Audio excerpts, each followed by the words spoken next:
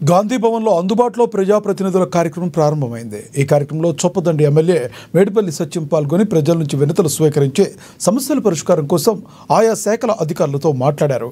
BRS party విలీనం కోసం BJP లోపాయికారి ఒప్పందం పెట్టుకుని డ్రామాలాడుతుందన్నారు. రాష్ట్రంలో ప్రజాప్రభుత్వం అధికారంలోకి వచ్చాక ప్రజల సమస్యల పరిష్కారం కోసం కృషి చేస్తుందని తెలిపారు. ప్రజల సమస్యల కోసం అందుబాటులో ప్రజా ప్రతినిధుల కార్యక్రమం ప్రవేశపెట్టిన సీఎం రేవంత్ రెడ్డి టీపీసీ అధ్యక్షులు మహేష్ కుమార్ గౌడ్కి ప్రత్యేక ధన్యవాదాలు తెలిపారు.